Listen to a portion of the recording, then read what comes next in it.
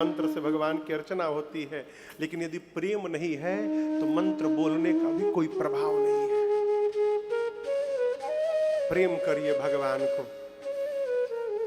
आपको विट्ठल भगवान की कहानी सुनाया था ना, भगवान विट्ठल सुनाया था ना, इसी कलिकाल की घटना है।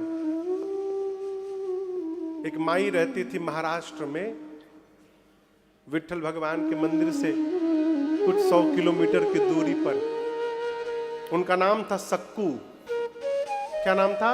सक्कू। इसी कलयुग की घटना है। भगवान विट्ठल की भक्त थी सक्कू, और दैव संयोग कहिए उसको ऐसा ही परिवार मिल गया। उसके सास ससुर और उसका पति मानिए राक्षस थे, राक्षस। इतना मारते थे उसको, इतना मारते थे सक्कू को, लेकिन उसने कभी भी भगवान से शिकायत नहीं की कि प्रभु आपने मुझे कैसे घर में भेज दिया। कहती थी मेरे किसी जन्म का परिणाम होगा कर्म का कि ऐसा घर मिला। भगवान का नाम जपती थी, मार खाती थी, सब काम करती थी। तो भगवान विट्ठल की साल में एक बार यात्रा निकलती है। महात्मा लोग पैदल जाते सैकड़ों किलोमीटर उनका दर्शन करने के लिए। एक बार सक्कू जल का मटका लेके नदी में गई पानी भरने, तब तक महात्मा विट्ठल विट्ठल गाते जा रहे थे। अब सक्कू बाई सोची कि ऐसा अवसर अब जीवन में मिलेगा नहीं। ये लोग ठाकुर जी के पास जा रहे हैं, क्या पता कल जीवित रहूं कि ना रहूं, इतना मारा जा रहा है, क्यों ना इनके साथ चल पड़ूं, मैं भी प्रभु का दर्शन कर लूंगी। अब वो पानी का कलसा छोड़ करके अब महात्माओं के साथ वो भी नाचते हुए विट्ठल विट्ठल कहते जाने लगी। तब तक हर गांव में ना 2-3 खुराफाती लोग होते हैं, उनका काम है आग लगाना हर घर में। उसे 2 लोगों ने देख लिया सक्कू को जाते हुए, जाके उसकी सास ससुर से बोला कि तुम्हारी बहू तो गई, साधु हो गई, विट्ठल भगवान के दर्शन के लिए पंढरपुर गई। अब तो सास ससुर दौड़े, उसका पति दौड़ा, पकड़ के उसको लाए। इतना मारे उसको, इतना मारे, उसका पति मार मार के उसका पांव तोड़ दिया। और इस पर भी मन नहीं भरा तो एक कमरे में ले जाकर खंभे से बांध दिया और गेट बंद कर दिया, कहा यही मर तू। पहली बार सक्कू ने कन्हैया से कहा, प्रभु क्या मैंने इतने पाप किए हैं कि आज आपके दर्शन से भी मैं वंचित रह गई प्रभु? है ये कहानी नहीं है, ये सत्य घटना है, भक्तमाल की कथा है। जब सक्कू रोई पहली बार भगवान का नाम लेकर, तो श्री द्वारिकाधीश भगवान श्री कृष्ण मां से बोले, रुक्मिणी मैया से, कि मैं जा रहा हूं एक भक्त के पास, आने में कुछ दिन समय लग जाएगा, इसलिए प्रतीक्षा मत करिएगा। भगवान आए, और भगवान को कौन रोक सकता है, सीधे उसके घर में प्रकट हो गए। स्त्री का रूप बना के सखी का प्रकट हो गए। बोले सक्कू, और वो तो बेहोश थी, आंख खोली, पूछी तुम कौन हो? तो बोले मैं तेरी सखी हूं। तो तुमको तो मैं नहीं जानती। तो जानेगी कैसे, जहां तू पानी भरती वहां मैं भी भरती हूं। तू तो केवल विट्ठल विट्ठल में पागल रहती है, तुझे पता रहता है अगल बगल कौन है तेरे, मैं रोज तेरे साथ पानी भरती हूं। बोले तुम कैसे आ गई? बोले मैं छुपके से आ गई हूं। दर्शन करना चाहती है? बोली हाँ। तो ले काम करती हूं, मैं तुझे महात्माओं के पास पहुंचा देती हूं, तू दर्शन करके आ जाना, और तब तक तेरे जगह मैं यहां खड़ी रहूंगी, भीतर से आवाज लगाती रहूंगी। सक्कू बाई को भगवान तुरंत निकाले और महात्माओं की टोली में पहुंचा दिए। और इतना ही नहीं, सक्कू बाई का रूप बना के आज भगवान कृष्ण उस खंबे से बंध गए। स्वयं देखिए भक्त के लिए भगवान क्या करते हैं, बंध गए।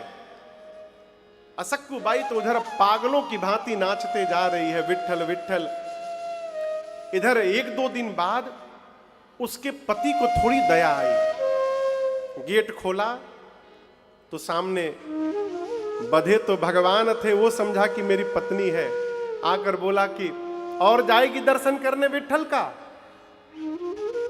भगवान बोले कि नहीं, मैं नहीं जाऊंगी, मेरी बात मानेगी, सब बात मानूंगी।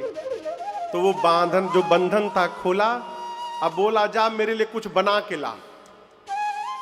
भगवान उसके लिए भोजन बनाए, भोजन बना के खिलाए।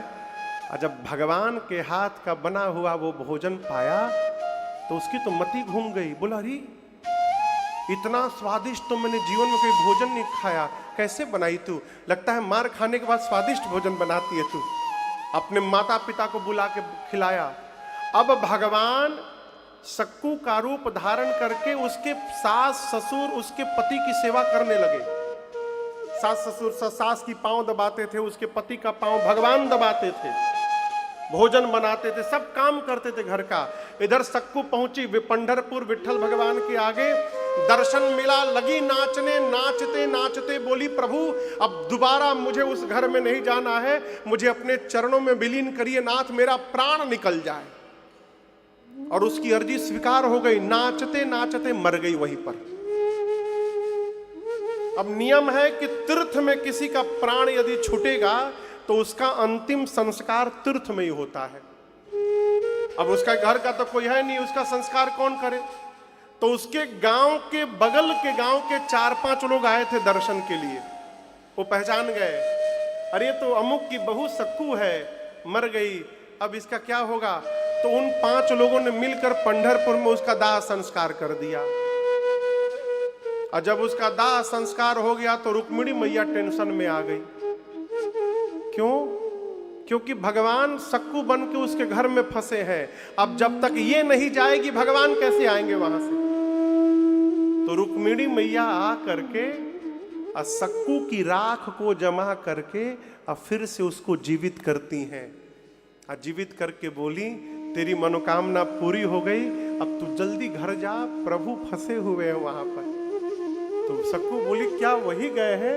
मतलब मेरे स्वामी ही सक्कू बन के तुम्हारे घर में बैठे हैं। सक्कू दौड़ते हुए गई, इधर भगवान देखे कि आ रही है तो सास ससुर से बोले मैं पानी लेकर आती हूँ। मटका लेकर कन्हैया गए नदी के किनारे और सक्कू से बोले जल्दी मटका पकड़ घर जा, मैं जा रहा हूँ। भगवान द्वारिकापुरी गए, सक्कू आई घर में, सास ससुर को तो बदल चुके हैं, पूरा परिवार बदल चुका है, रहने लगी आनंद से। अब वो जो 5 गांव के बगल वाले दाह संस्कार किए थे वो सोचे कि चलकर उसके घर वालों को बता दिया जाए। है तो बड़े दुष्ट, वो कुछ करेंगे नहीं लेकिन बता देना फर्ज है। आए दरवाजे पर बैठे और आकर उसकी सास ससुर से बोले बहुत दुखद समाचार है। ससुर पूछा क्या हुआ? आपकी बहू मर गई, हम लोग उसका दाह संस्कार कर दिए। ससुर बोला भांग खा के आए हो क्या? मेरी बहू मर गई, मेरी बहू भीतर बैठी है। बोला कहाँ बैठी? हम जला कर आए हैं उसको। आवाज लगाए सक्कू, सक्कू भाई घर से बाहर निकली। वो 5 चिल्ला पड़े भूत। वो बोली मैं भूत नहीं हूं, और उसने पूरी कहानी सुनाई।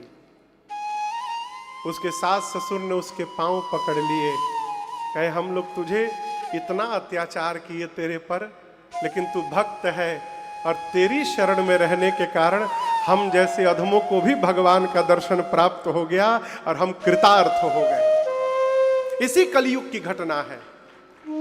ये क्या है? जो प्रेम गली में आए नहीं वो प्रियतम का ठिकाना